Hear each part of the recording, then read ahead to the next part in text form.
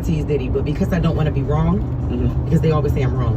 Okay, I wanted to get a lot more time to get the situation all under wraps. Makes sense. So stay tuned for that in the 7 hour. But right now, social media reacts to André 3000. So he was playing at a jazz festival over the weekend in Atlanta. I didn't know that it was an actual jazz festival.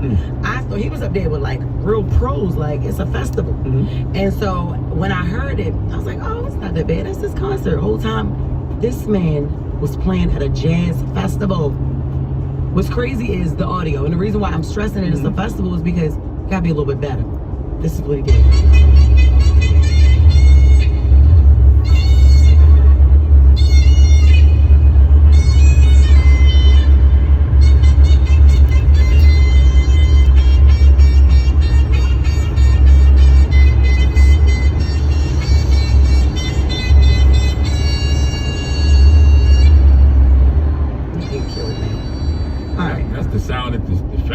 Clearly, the acoustics was messed up. It sounded like they need a better sound system. Yeah, I understand. One person on social media said, never listen to rap fans about what jazz should sound like. André just needs better acoustics. So to Charlamagne point, that's what somebody said. I've heard jazz live before, and yeah, acoustics definitely matters. I mean, it's a wide open space. You outside, it's a festival. Man, let me stop this. Shouts out to the Breakfast Club. Hey man, I'm gonna say this first and foremost. It's 3 people that we won't disrespect in my house. André 3000 being the top of this list. I'm gonna come back to it, but I'm gonna give you my 3.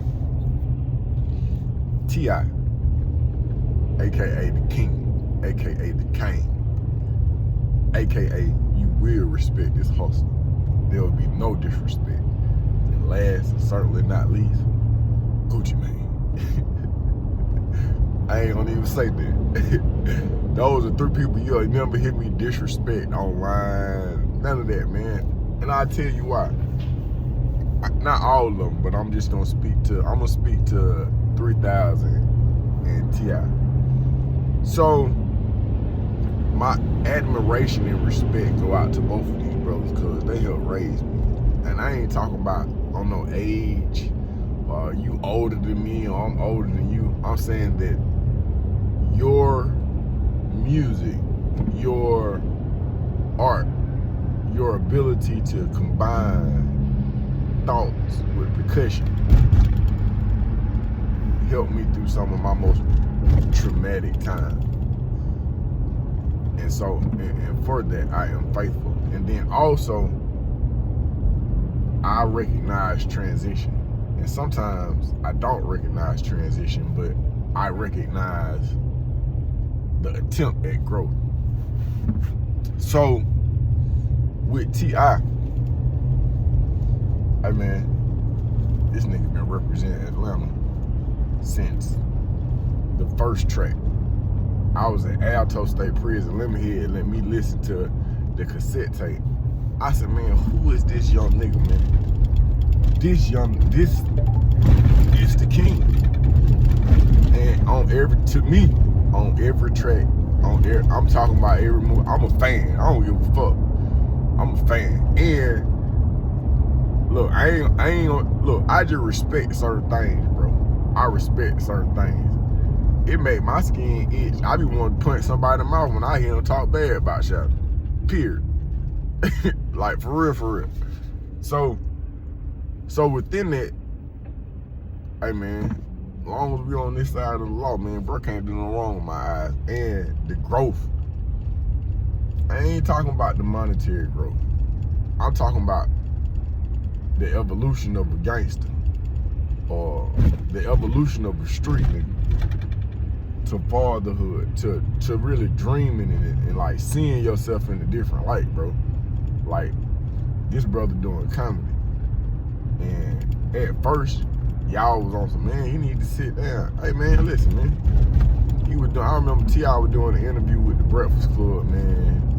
And they was like, some kind of way it came up. Are you a gangster, a revolutionary, or man, I'm all of that. all of that, man. Yeah, I'm a man. Yeah, I'll protest with you and come back to the city and, and smash out. Hey man, anytime a man can look at something, man, come see and conquer and demonstrate. And I ain't talking about no ignorant demonstration. I'm talking about representation of a father, man, or somebody who came from nothing, man, and made something continuous. Hey man, that's to be applauded, bro. I don't give a damn if you get up on stage every time you get booed, man. The attempt to break free of the perception that has been placed upon you, man, that's the dopest shit ever. When it comes to 3,000, look, man, let me say this. However I feel about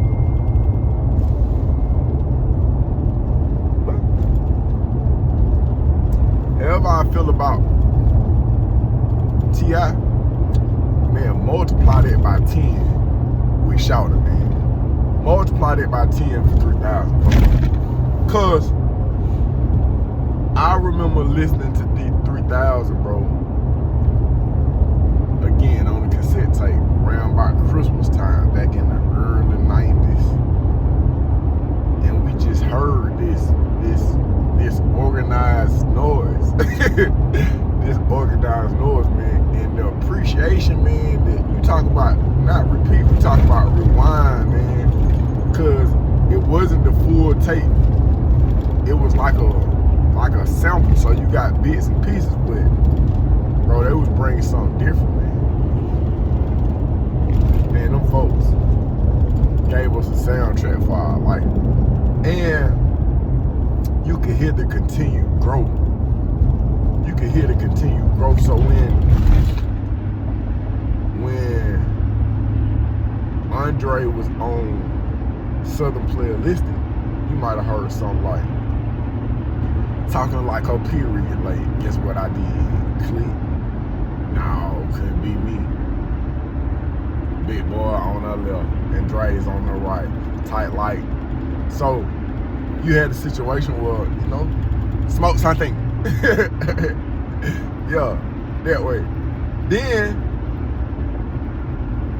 you transition into, are you alien?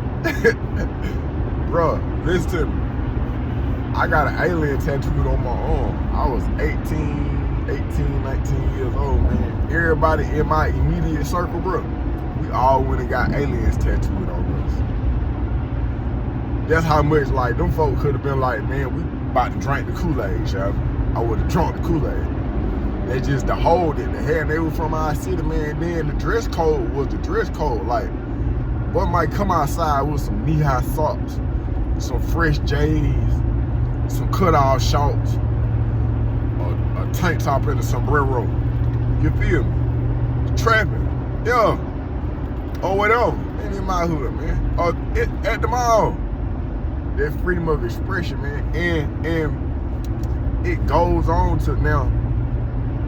I was banged up when Stankonia came out and Aquemini came out. I was locked up when The Love Below and Speaker Box came out. Am I forget one? But my point is that the consciousness, the awareness, the ability, the capability, it improved. If you go back and listen to the first one, it was already hip-hop classics and quotables from day one.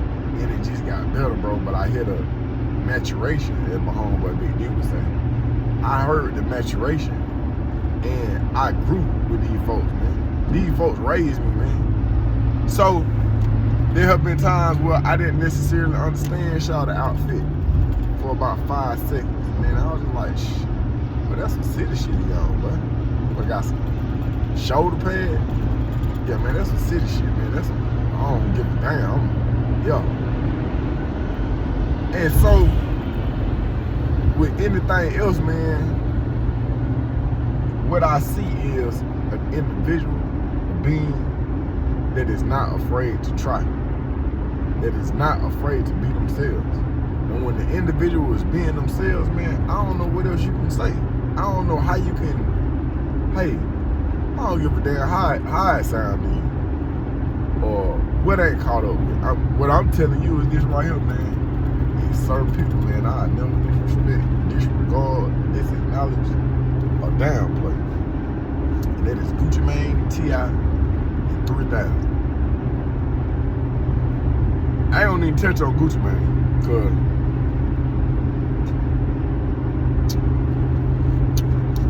I ain't gonna touch on Gucci Mane. That nigga like the Boogie Monster. And I done heard real stories about shouting. But in reference to 3,000 in the flute at the jazz festival, man, do your shit, man. Wish I would have heard about it, man. I would have came and checked it out. Fuck all that, man. And I would, a perfect day would have been goddamn going to the jazz festival, listening to 3,000 play the flute, then going to T.I. Club, listening to some comedy, and riding through South Carolina Mall and kicking the bitch out. Man, respect to Atlanta, man, and the folks that raised them folks, and the folks that helped raise us, man. It's your boy, best day of my life.